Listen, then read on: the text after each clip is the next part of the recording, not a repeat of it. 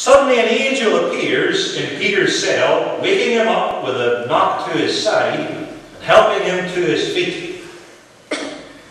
The chains binding him to the two guards fall off his hands. Peter, put on your sandals and your clothes.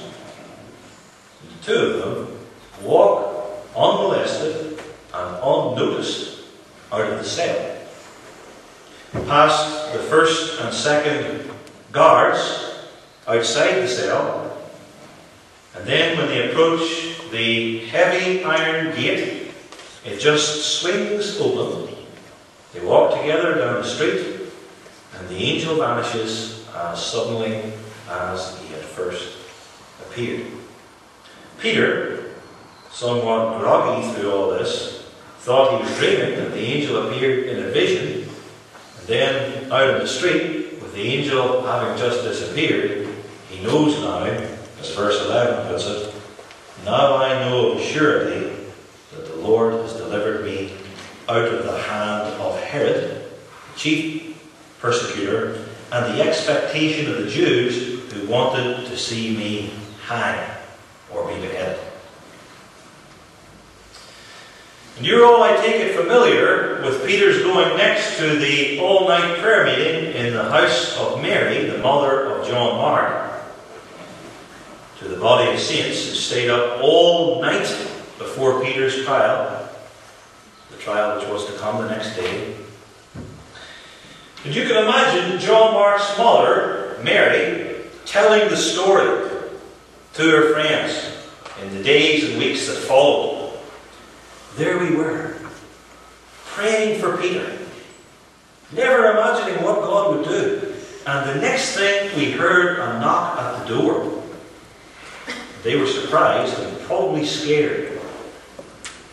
Who goes around knocking your door at night in the wee small hours? Are we going to be arrested too? Rhoda goes to the door and listens. Who's out there? She runs back in. It's Peter's voice. Peter stands outside our door. And then we, continues Mary, the mother of John Mark, we thought she was mad. How could it possibly be Peter? Maybe, some of the group said, maybe it's his angel. Maybe he's dead already, and God has sent his angel. And then one would hope that Mary would add something like this. I don't know what we were thinking of. That's a lot of pagan superstition that it would be his angel. That's a lot of nonsense. But then again, we were as shocked and confused as Rhoda was. So several of us then went to the door, and there he was, large as life, Peter. He told us this amazing story of how the Lord sent his angel and so forth, just as we did it to you from Acts 12. And then Peter told us, go and tell these things to James. James, the brother of the Lord, and the brethren. Because with the apostles, apparently, they were outside the city now being persecuted. And James, the Lord's brother, was the leading figure in Jerusalem at this stage, as we'll see more fully when we get to Acts 15. And the next thing, Peter was gone, and he went into hiding. Earlier, when Peter had escaped and was released from prison, God said, go out the next day and preach. Now God had told him, go out from prison into hiding, not safe. And so the next day, this story spread, not just among the church at Jerusalem, but among the civil authorities in the prison, and it reached as high as Herod himself. No small stir. Where is Peter? Who was supposed to be guarding him?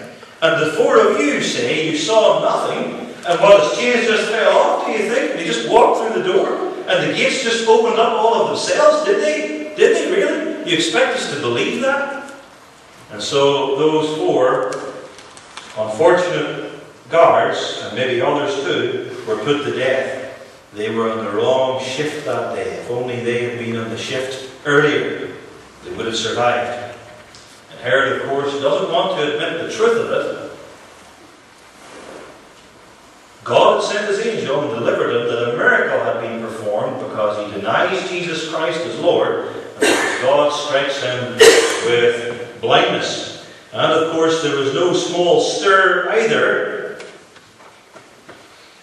in this Jerusalem church when they sent forth much praise and thanksgiving to God, marveling at his unsearchable ways and the discrimination and unsearchable judgments of God, that James was in prison and no angel was sent for him.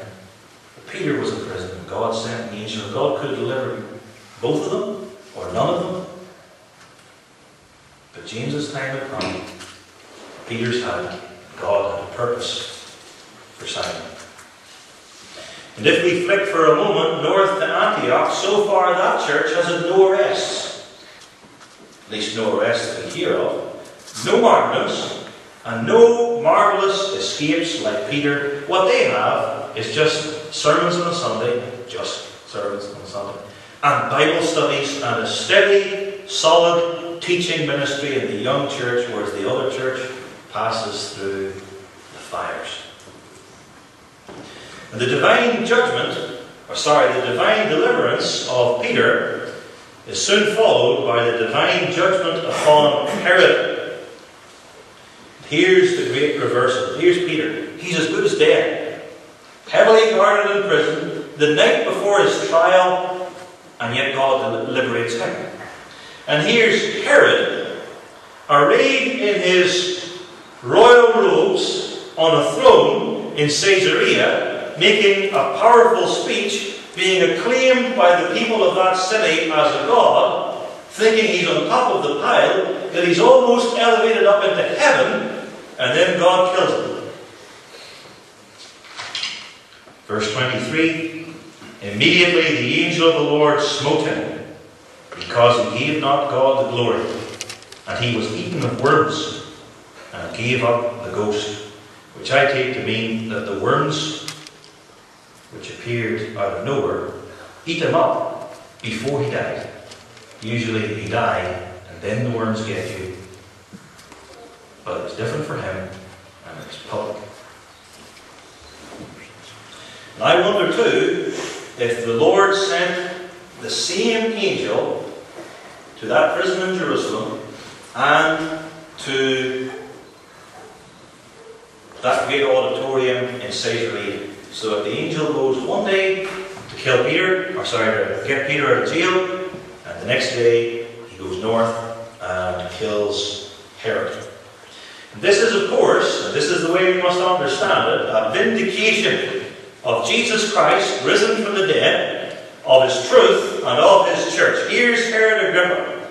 He slays James, he arrests Peter, he thinks himself of God, and then he's struck down by God and eaten up by worms. And he had it coming. And this was, of course, a great comfort to the church, because it's not Herod Agrippa the first. It's our God who reigns. It's not Herod on a throne, arrayed in splendor, but Jesus Christ, who is clothed with the majesty of God. And God, through Jesus, has now removed our chief persecutor. He's gone. The instigator of all our troubles has been taken away. Doubtless, Antioch shared the joy and relief to some extent. But it was a greater joy and a grander relief to the saints at Jerusalem.